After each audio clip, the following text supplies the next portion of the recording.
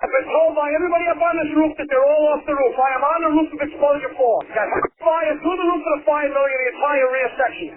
Now remember, given the payday, has he been accounted for? Okay. 610B. That was the Mayday. 610B. I'm here. We got a fire. 1.5-story single-family dwelling. Fire shown from the second floor. Give me a second alarm on this. Coming up to the top floor. I got people hanging out the top floor windows with a baby.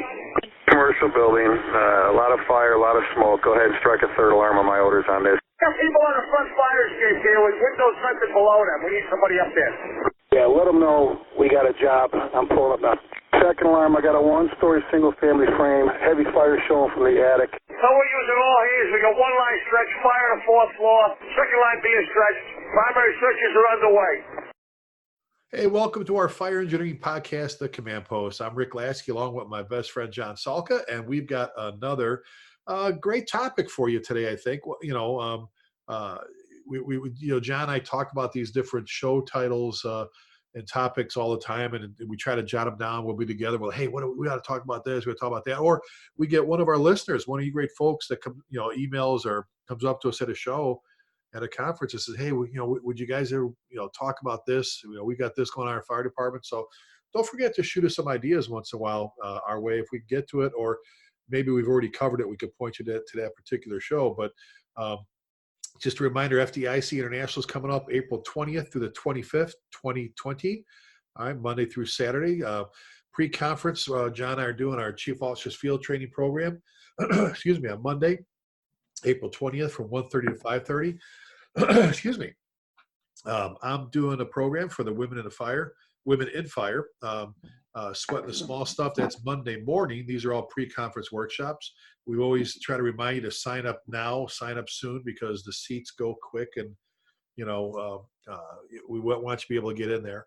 We're going to be doing after hours with Chief Bobby Halton, Chief John Norman, and Captain Bill Gustin on Wednesday evening, 5:30 to 7:15. That's us up there in the big room, just doing our thing, talking and having fun. And then we're doing the 3 Degrees of Mayday on Friday, April 24th from 8:30 to 10:15 a.m. One of the breakout sessions. Come see us.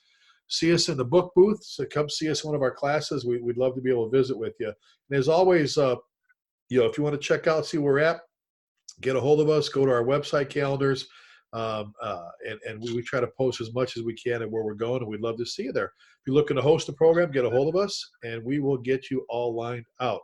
Hey, tonight's show is being sponsored by MSA, and they have always been there for us, always been there for us. So to check out the latest from MSA, go to msafire.com and check out the incredible things they're doing there. We can't thank them enough for making all these shows all week long for everybody, all the different radio show, podcast hosts possible. So, hey, John, you brought something up the other day, and we talked about it earlier about the whole mutual aid, automatic aid thing. And this goes for not just career departments, but for volunteer departments, for everybody. I think it affects the entire fire service. You guys saw it on 9/11, man. You guys saw it on 9/11. You had mutual aid come in on 9/11. Chicago did during the great Chicago flood, and now they use them.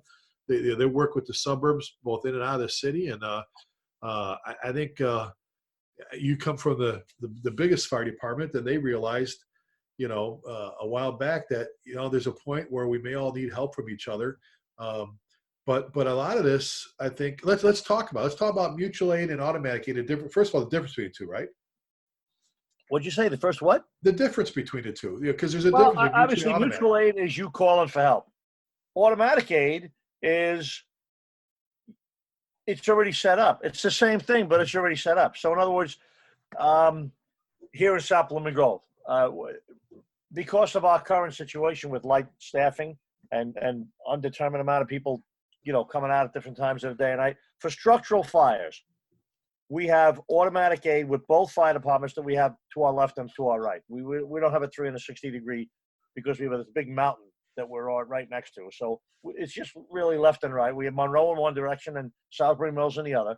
And for any call that we get structurally related, whether it's smoke in a building or report a fire or whatever, they are automatically sent out on the box with us. Our tones go off, their tones go off, and the dispatcher gives it. All the same thing. South Plymouth Grove Fire Department, Monroe Fire Department respond to, smoke in the house, and they give the address. So that automatic gate is already set up. They come out with us because we've already determined that we don't want to wait till 10 o'clock in the morning on Wednesday morning when one engine takes 7 minutes to turn out and 4 more minutes to get there, and it's a fire. And then we got to call Monroe, and then they have to turn out and respond. So we've done automatic aid. Mutual aid is the same exact thing, except you're waiting until you get there, and then you're calling for help, and then you're probably going to have to specify it. You're probably going to have to call and say, either Monroe or Southbury Mills or West Gainesville or Gettysburg or whoever it is you're calling.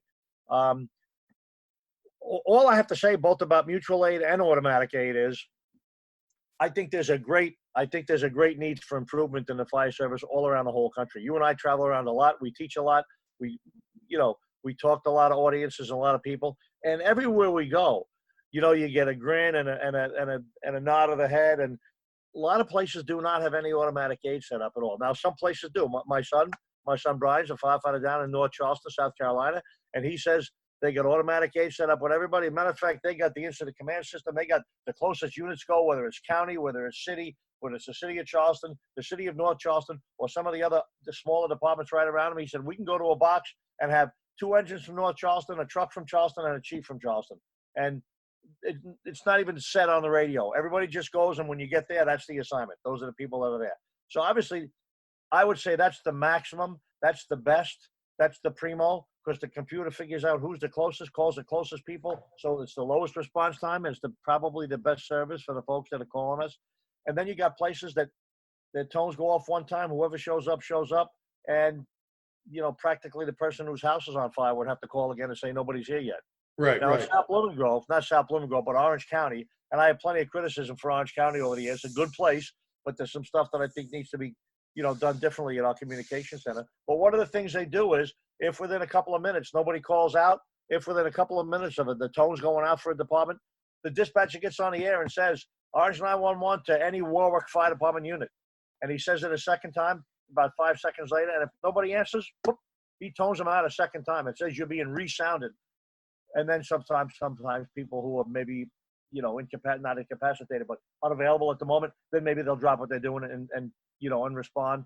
So there's 1,000 degrees of variation between what some people do and what other people do. And the reason I get excited about it is because I think mutual aid and automatic aid are two of the greatest resources that everybody has, and so many people ignore it, Well, and I know for some of our listeners, there's going to be a couple out there, John, we've been there, where they're like the only show in town, and they do the best they can. They're surrounded by maybe some small outfits that have their own troubles getting out the door, let alone respond to everybody else's fires. And we get that, but I agree with you.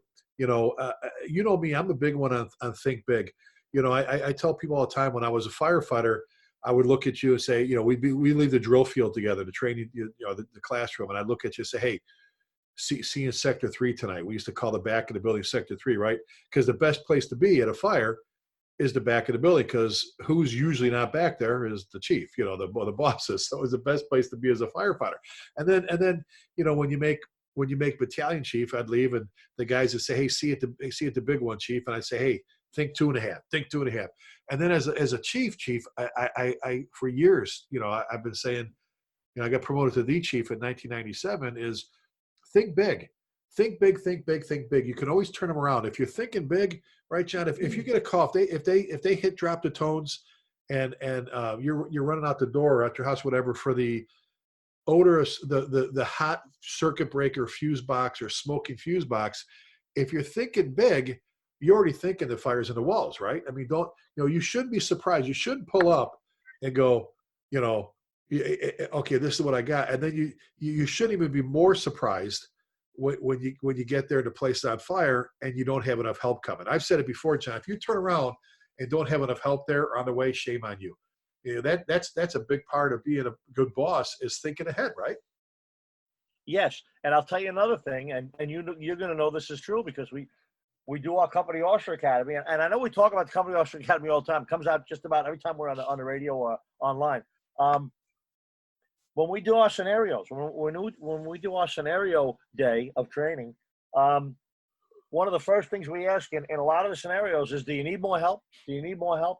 And I can't believe the number of places, the number of departments, the number of people in the audiences, the number of groups that we're talking to.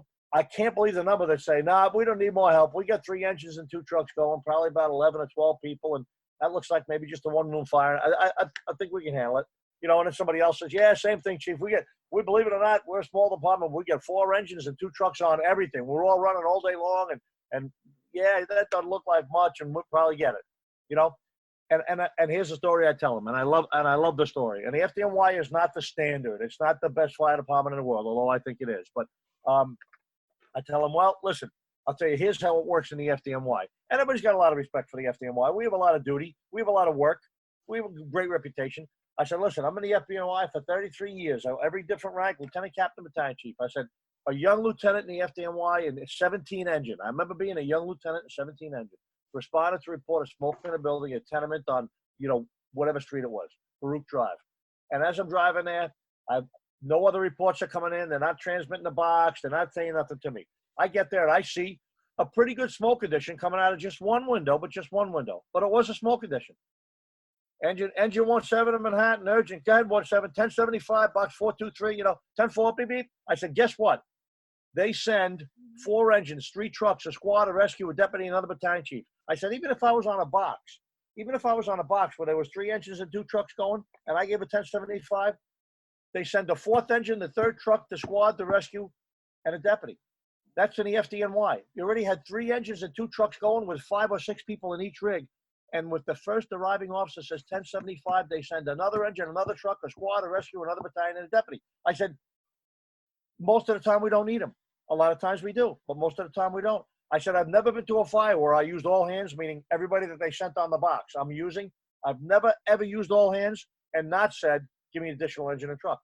My aide just automatically did it. Chief, additional engine and truck, you got it.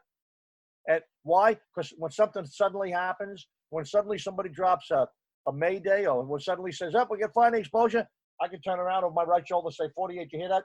Please get a line into the exposure for me. I don't have to call another second alarm or a 3rd alarm or special call more units because I've already thought ahead. So I said, so if the FDNY does it, if we find that just as a matter of principle, that's built into our system. Anything showing when we get there, we bump the thing up to 4 engines, 3 trucks, a squad, and a rescue. Why can't you? Well, exactly. You know, our chief doesn't like using everything. And I said, well, that's why you have everything. And that brings us right back to automatic mutual aid. Guess what? That includes filling stations, backfilling stations, and relocating companies, you know? Exactly. And you know, and I mentioned Chief Tom Freeman, one of my mentors, a lot. And I use this, John, it's a slide in my pride and ownership class from Tom. One of the statements he said, a good officer is the one that can predict his or her next alarm.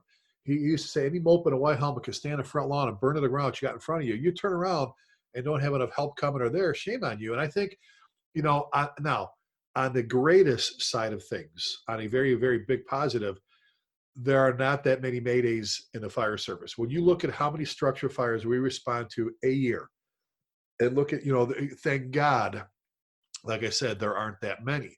However, you know, I think, John, some people realize just how important automatic aid and or mutual aid is. Automatic, again, folks, being bumped out on the initial alarm, you know, and mutual aid, once you get there, you box it, you call whatever you got to do, so on and so forth. But I think, John, sadly, a lot of people don't realize it till you said it. You're running a 1 alarm assignment and you're doing your 2 engines, maybe your 1 ladder and whatever you got, 2 or 3. You drop a mayday in there and you're automatically outmatched. You're already, you know, let's talk, you get the first line stretch in there. You're trying to get a second line in place. You got maybe ventilation going on. You got a search going on. You're trying to put together a RIT team. You got your command. You know what I'm saying? You know, whatever else you're working, you all your 1 alarm companies, snap, are gone. And now you drop my mayday, the one I had in Flower Mound, Texas, we talked about with Captain John Wright, great captain. Flower Mound's great fire department. But that was the first alarm assignment. They went to the second alarm, boom, the mayday.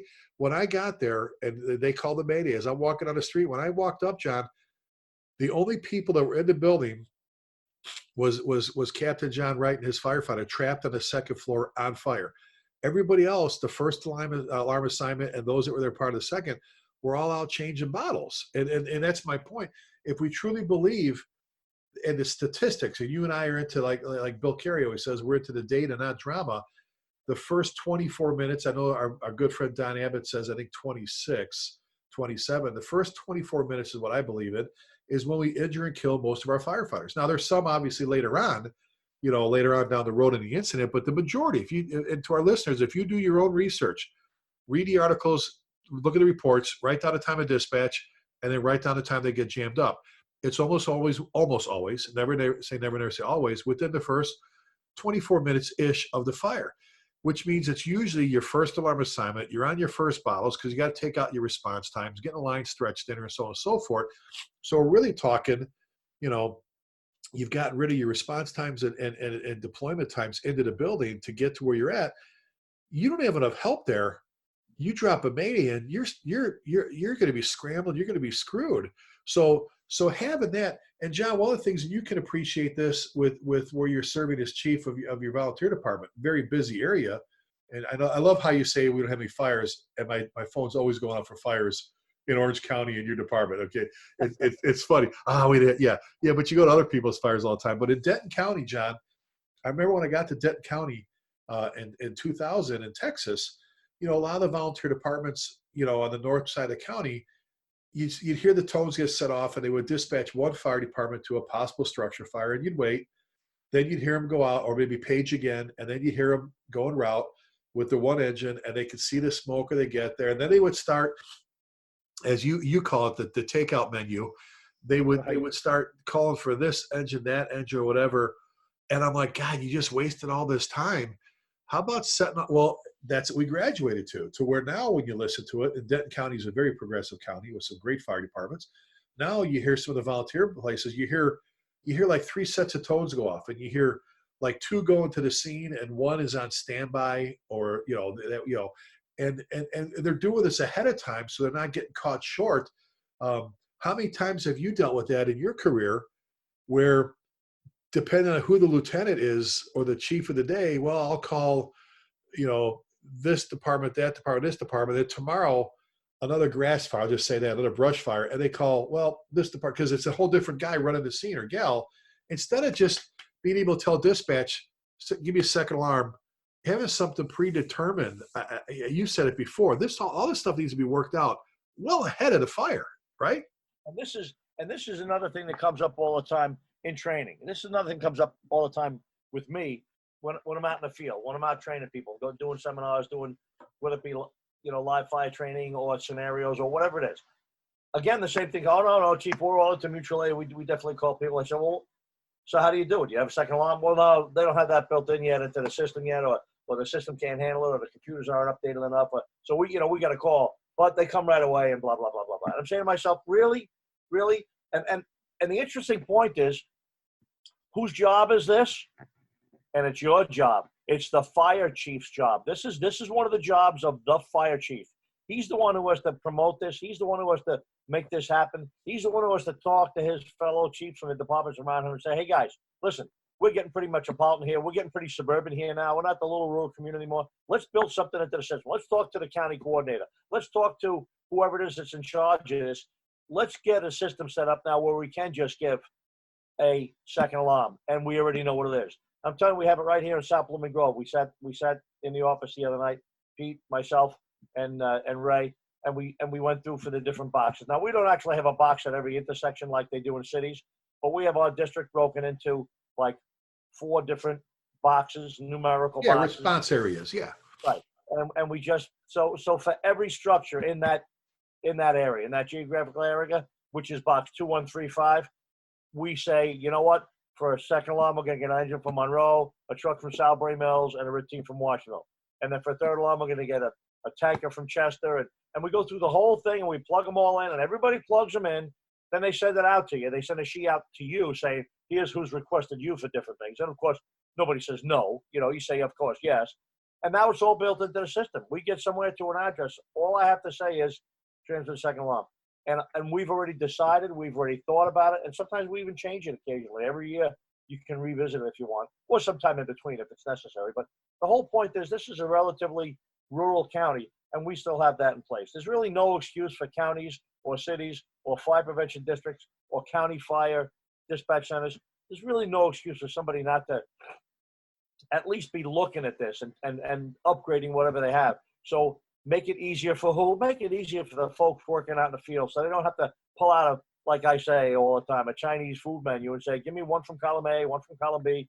Well, hold on. Yonkers is out right now. They're not available. You need to get an engine from somewhere else. I mean, how ridiculous. The guy's trying to run a fire or an emergency, and now the dispatcher's saying, nope, they're not available. Who else would you like? Instead of just saying, just send me an engine, please, But and I think some of that, it all comes down, we said this before, it's all about leadership. And as a Chiefs organization, a Chiefs association, a particular, and I'll tell you, even if your Chiefs association doesn't go along with it, you can still create. I've done that, John. You can sit down and create your own run cards. You don't have to have, you can put if you have the ability to verbally on the radio call for different departments at each run, then you should have the ability to put those down ahead of time and have your dispatch center or have people, what I'm saying, and they don't even have to have it in CAD. They can have the box card sit in front of them. One of the greatest, and I think one of the greatest mutual aid systems, both automatic aid and mutual aid, is the MABUS, mutual aid box alarm system that Correct. started in the Chicagoland area and has grown nationally, especially after Katrina and the rest of the stuff and after 9/11. That's what we have. Yeah, the MABUS thing, I remember being on the MABUS committee for our particular area where if Chief John Salka wanted to change his box cards, you had to submit it to the committee. And the committee, what we do is we play with them. We go, okay, so if Darien Woodridge has a box right now and Downers Grove has a box, does it still work? Are we going to empty, are we emptying out one area? We're not, what happens if you have two fires at the same time? Or where are the companies coming from? Where's the redundancy, I guess, in it? And will it work? And is it realistic? And so on and so forth. And, the box card had it, John. You had the companies at the beginning that were noted as automatic aid companies. And then you had, whether it's still alarms, still and box alarms or seconds or, in Texas, I should say this in Louisville, it's a one alarm is the report of a structure fire. Okay. It's the report of a structure fire, and we're taking delivery right now, so you hear the one dog bark in the background. Right. But anyway, so the one alarm is you're being bumped out right now. You're on your way to structure fire. You go to second, where, for example, in Chicagoland area, they bump you out to a still alarm where you go with your 2 or 3 engines, your truck, your ambulance, or else. You get there, and if you need a box, then you box it. Then you go to whatever. Anyway, that being said, everything's all. And that's the one alarm, right? Now, you mentioned a minute, what happens if another box comes in, like down the block or something like that? And the answer is, so what?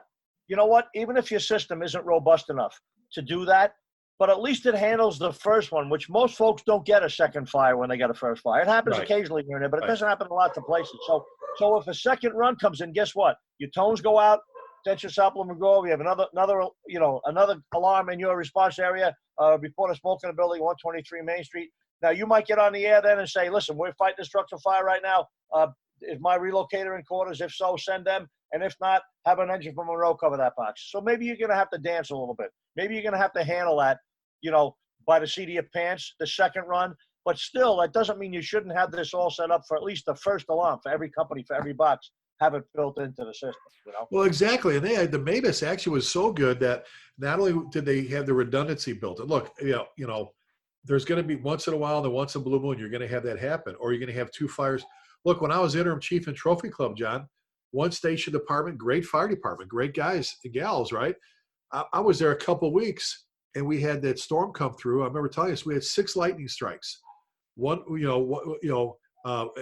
or nothing. One they had to stretch a line. A mutual aid company did. The other one they had blown circuits, and we had 2. We had the guys at an extra alarm, 6,000 square foot home, fire through the roof. I pulled up at mine. I had another 6,000 square foot, about 7 blocks over, fire through the roof. That was it. And who'd ever thought you'd have 2 fires at the same time in a community that's covered by one firehouse? But it happened. And one of the things we learned, John, was we didn't have any redundancy. I told when I got there, I'm like, so what happens if you have more than one fire? Not only that, we only had one fireground channel set up. So they're trying to run their extra alarms. I'm trying to run mine. Dispatch has asked me to switch. I'm like, I can't switch because we're both on the same, it just, and we didn't have the low, the low wattage thing. It was just a mess, which is all straightened out now. But that's the kind of stuff that the previous leadership should have had figured out a long time ago. Really, I mean, how much sleeping are you doing where you can't figure out that as a boss, as a planner, as a strategic, a strategist, someone that thinks about this stuff should be thinking about this stuff ahead of time.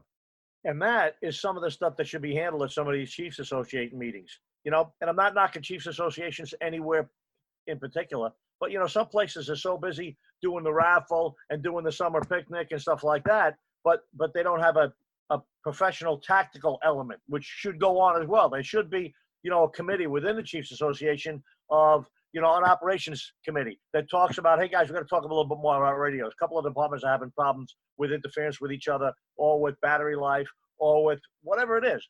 So, everybody's got to take it up a notch. Chiefs associations, firefighters associations, county fire districts, whoever, or just within the departments themselves. The chiefs of the departments have to say, you know what? Maybe just talk to your neighbors, even if there's not an association. Say, we got to get this down so we can all work this area of town and better protect our citizens. And one of the things I want to mention with the Mavis division, even with the Mavis system, John, they used to call them, I forget, their disaster boxes or whatever. Let's say, your department's running, you're into your fire second or third alarm, which means you've used a lot of resources from around you, and they do the move ups. I've never liked the whole driving a long ass distance through people's towns to get to a fire. If you're smart with your planning, you're taking the closest companies and moving them in. And when you do that, you move companies in further, and you move companies in further. And, the change quarters, you call them, fill-in companies. You had covering companies you would have that, you didn't leave covers, relocators. There's a million relocators. So you didn't have firehouses empty all over the place, waiting even longer for people to get there this time, especially if you strike an X alarm. You shouldn't have to be waiting. They're even further out now, right? They're even, you go to a third alarm, but you've already tapped these people, you should have the move ups going. They actually have a box card system, John, that you can actually activate that when, let's say you've got a major fire going on, you can actually strike this alarm, this particular box card, and this card brings people in. There's so many chiefs, so many engines, trucks, rescues and ambulances. They bring a whole new fire department in, let's say, to solve. Now, these are not your next up for the next alarm at this fire. They don't do any of that. They come and they sit there and they become the new fire department for the area. They go on the gas leak calls, the EMS calls, the other stuff. So we're not taking away, because what happens a lot, your fill-in company comes, your change quarters company comes, and all of a sudden they go on an ambulance call, an EMS call, and now you strike an extra alarm. And again, we're back to waiting longer for more people to get there. So they actually have a setup when you're so many alarms into your incident, like third or fourth, I think it is. I might be wrong on that, but I think it's third or fourth alarm. I think it's fourth for sure. They have this ability to strike this box where you bring in, like I said, a whole nother picture, dropping a whole nother fire department shows up with a couple bosses, a couple chiefs, some engines, ladders, rescue, ambulances, and they go, look, South Blooming Grove, you guys are here. You're going to go on the next alarm. We're going to go handle the rest of this trash can fire, all the rest of the stuff. You know what I'm saying? And it's actually a pretty good system when you think about it. You know what I'm saying? I wrote an article about 2 years ago, and it was after a job that we had. We had a big job up here in Orange County. Frankly, it was just a house fire, but it was rocking and rolling. It was a good fire with a lot of mutual aid there. And what happened was they called so much mutual aid there, and then subsequently all the departments that send companies to the fire called for fill-ins. So it immediately doubled the amount of people that were being dispatched. Just you Right. said 12 companies to the fire, and all 12 companies that sent an engine or truck to the fire called for a relocator, called for a replacement. And now there was 12 more. Now, actually, I was paying no attention to that because frankly, I didn't even know that. Some of them were doing it. I get to the scene and I realize Salisbury Mills is at the fire that I'm at. Monroe it's their fire and I'm next door. I said, holy cow, there's probably nobody in the neighborhood. So I called up and said, if available, get an engine in my quarters. When I got to the scene of the fire, the county dispatcher, county coordinator called me and said, Chief, do you mind if we don't cover your firehouse? We got somebody in Southbury Mills down the block at one end, and we got somebody in Monroe at this end. So you're between the two companies that both have a fill-in. We're really running short on fill-in companies. I said, no problem at all. As long as they know they're covering South Lemon Grove as well. He said, yeah. So that was fine. But I ended up writing an article because I said, you know what? The problem there, and it's the problem here in Orange County, and it's a problem, and a lot of places have it, is the relocations are all based on the chief requesting it. There's no countywide system. So we have a career, paid, professional, full-time Orange County dispatch system. There's supervisors there. There's a number of dispatchers there for EMS, for police, and for fire. And the only way they do relocations is when the chief gets on the radio and says, Orange 911, South Lemon Grove Car 1. That's South Lemon Grove Car 1. I'll get me an engine and truck into my quarters. Relocate. 10-4. Now I have to tell him who I want, and he'll send him there. But now 10 minutes later, Southbury Mills was at the same fire I'm at. They get on the radio. Southbury Mills, send me a tanker and an engine to fill in my quarters from here and from here. So now the dispatcher's taking orders from 8 different chiefs at the scene of this fire to fill their companies in, when instead you should just be managing your fire, and the dispatcher who has the whole county in front of them, they get the map, they get the availability, they know what resources every department has, right? Now the dispatcher, the senior dispatcher or the supervising dispatcher should be able to say, okay, Tommy, send that engine from Cutterbackville, send them down to South Lemon Grove, and send that truck from Middletown, have them stand by in Monroe. All right, that covers that area. Now let's send this over here and this over here. They would be able to do it much more efficiently with less units traveling around, instead of each chief calling for his own separate mutual aid through the dispatcher and demanding them put somebody in there from where they want them from. It just doesn't make any sense at all. Well, and the stress that puts on the dispatch center is just absolutely incredible. And I want to hang on to that thought, John, just for a second here, just so we can acknowledge our sponsor again.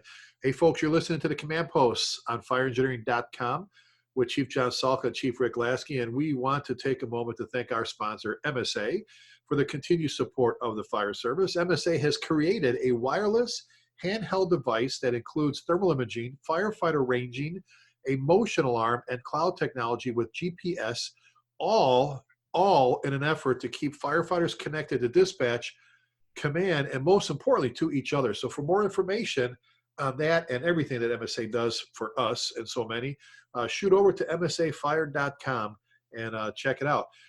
John, you just mentioned this, and I was talking about this with the stress it puts on the dispatch center. Can you imagine? And not only Louisville's Texas has a huge dispatch center.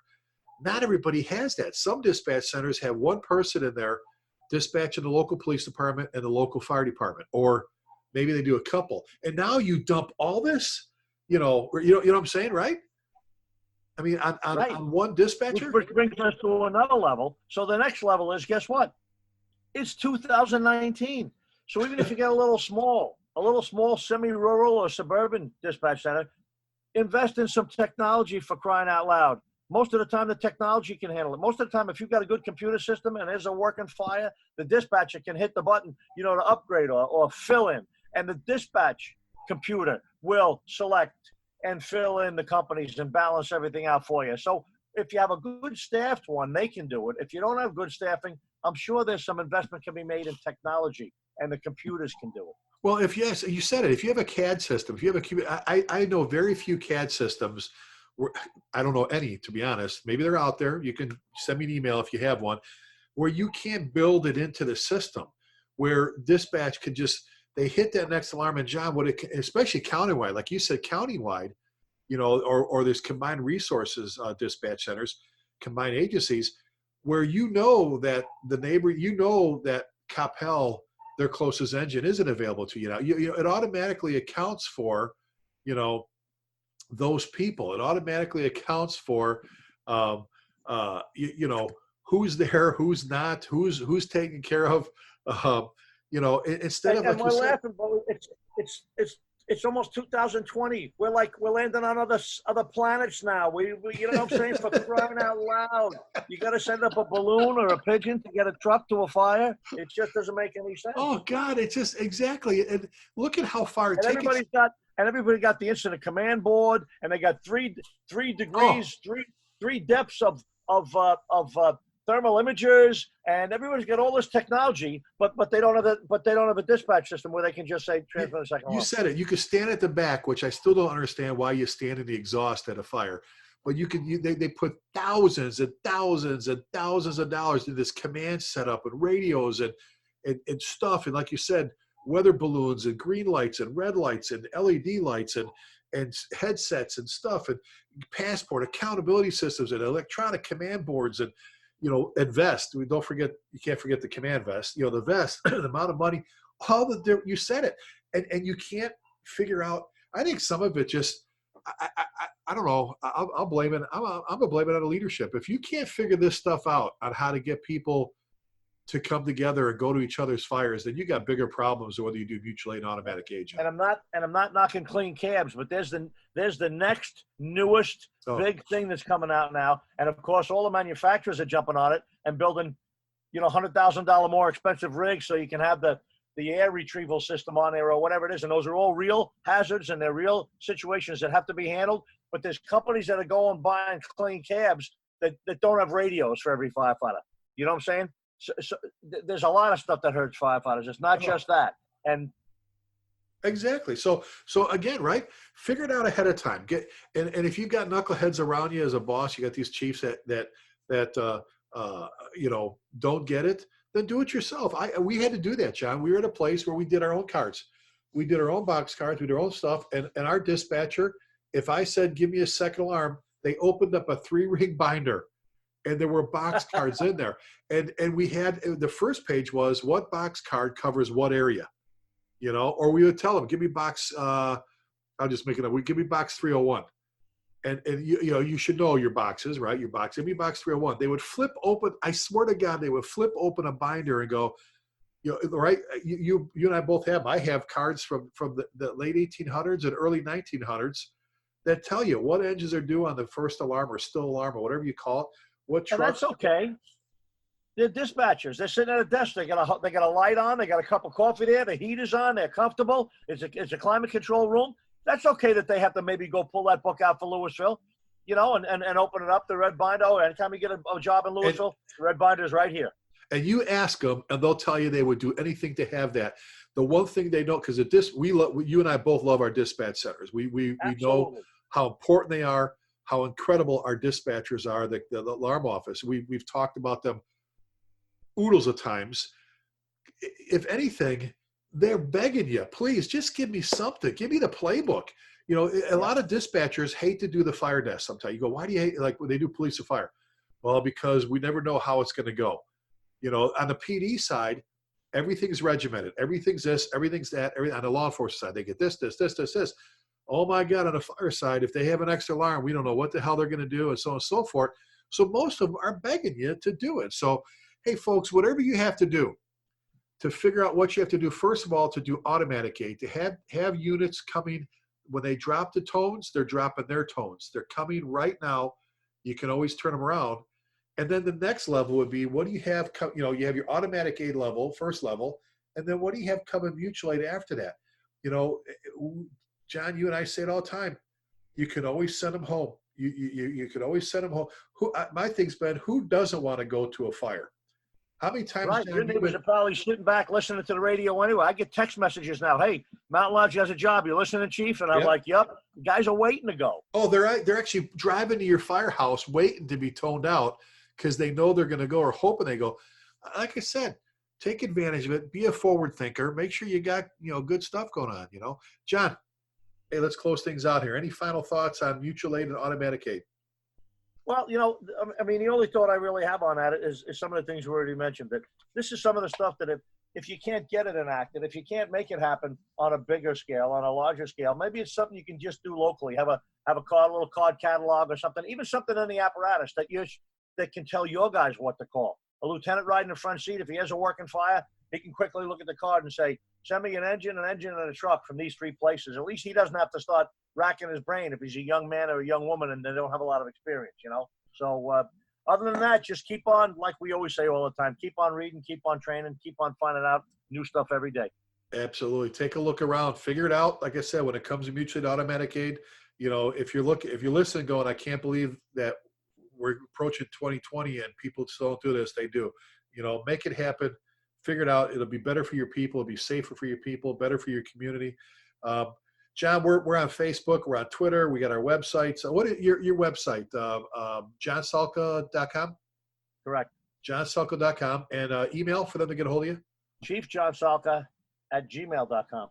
And I've got Pride and Ownership, prideandownership.com, and I'm at chieflasky@gmail.com. So in closing, folks, we always ask you, please keep the men and women serving in our armed forces in your thoughts and prayers.